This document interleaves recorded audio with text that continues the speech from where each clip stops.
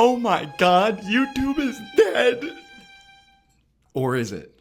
I don't think so. I think YouTube is gonna be just fine, but we have to put in a little bit of effort. YouTube is different than it used to be. I know. I was there. In elementary school, I would sneak onto my parents' computer and watch YouTube Poops and Charlie the Unicorn, and they would check the search history and I'd get in timeout. I know. But just because it's different doesn't mean it's all bad. Yes, there are a lot of things that suck now about YouTube. The censorship is brutal. The monetization system sucks. It's very corporate, you know? Non-stop Jimmy Fallon clips and Mr. Beast. I don't want to deal with that. So I get it when people say YouTube is ruined. But I think this has happened to everything that gets popular. Let me give you an example. Everyone says, music is dead. Or punk is dead. Or comedy is dead. It's not. There's so much good music. It's just not spoon-fed to you anymore. When radios and record labels find out what works, they create a cheap imitation of it. They did it with the Jackson 5. They tried to do it with the Beatles and the Monkees back in the day. You know, Sabrina Carpenter's exactly the same as this person, exactly the same as this person. Every page is doing a pop the balloon thing or a dating challenge or a Surrounded parody of like whatever. I get it. But that doesn't mean that there isn't good music out there. I found some of the best artists that have only come out over the past few years. And they're not even that big. Found this band Echo Wave and I'm like, whoa, what? And obviously even the algorithm can prioritize artists that are actually good sometimes. I found Jordy Griep through TikTok. He's great. Black Country New Roads. Oh my God. What a good band. I like Geese. I like Goose. And I find all these bands through social media. And yeah, there's a lot of crap online. But there are gems hidden. That's why they're gems though. Think about the internet, and YouTube specifically, more like thrift shopping. They have all the stuff at the front, right? They'll have like an electric guitar, an Xbox, some kind of rare thing. And you look at it and you're like, I came here for something cool that I didn't expect to see. And instead I get this overpriced nonsense. And that's your For You page. It's just what they know everybody and their mothers is gonna want. And they're pushing it really hard, and that's what's behind the counter. Now, if you go through the aisles and you start perusing through some of those shelves, you might find something even cooler than what's up front. Maybe it's like a sick guitar, but it just needs to be restrung.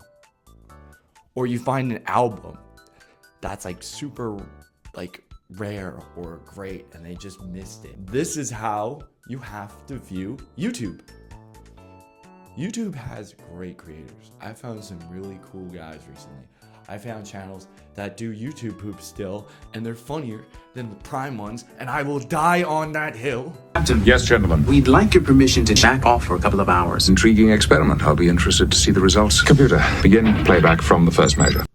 I found gaming channels that I'm like, this is great. I feel like I'm watching Prime Game Grumps, Prime PewDiePie, whatever. And I found stand-up comedians, skit makers, and video essay creators who are fantastic. But you know what else I had to do? I had to sift through so much garbage. And that's okay. Because here's the deal. Not every great creator is gonna make it big. But that doesn't mean you don't have to appreciate them. Everybody has that one friend who's like a film snob, you know? You'll be like, you like Marvel movies? Have you ever seen this film from 1952? It's about lesbian dogs that are mimes in France and they fall in love with each other. And it's the best movie I've ever seen in my life. You gotta be that guy. I'm sorry. I know you probably hate that guy, but you're gonna have to be that guy about YouTube. It's true. The more you start to look into art, the more obnoxious you're gonna become. You know, you're gonna be like, you watch Mr. Beast? That's ridiculous. I watch this guy who reviews which cheese is the easiest to flush down the toilet, and it's the greatest video content channel I've ever seen, and he has 20 followers. And I knew him before he was cool. That's gonna be you. If you want YouTube to be good again. That's the trick. You're gonna find these small channels that you never thought you'd like, and you're gonna follow them, and you're gonna keep doing this of shuffling through garbage. You're gonna shuffle through it, pick the best ones, and then eventually you're gonna have a list of creators that you love on your feed all the time. This is the solution, because not only does it benefit small creators who frankly need it more, but also it makes you have a good time. Here's the other thing. If you're worried that the content on YouTube isn't good anymore, you should make YouTube content. I love stand-up comedy. I'm a stand-up comedian. And I'll tell you, it's the same thing. 90% of the comedians I see on a day-to-day basis are so bad, I don't know how they haven't given up yet. But the ones that are good are incredible. And I was getting frustrated of constantly getting like hack, super duper like Kill Tony just saying slurs comedy on my feed. As well as tired of getting just like woke like, white people, am I right? I was tired of it. I wanted something that I liked. And I got tired of waiting for people to make it. So I went out and I started doing it. And you know what?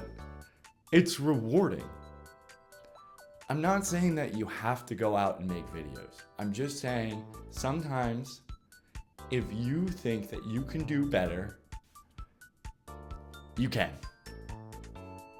And I think that YouTube is going to get better once people view it as a thrift store instead of a curated website. You're gonna find some great stuff.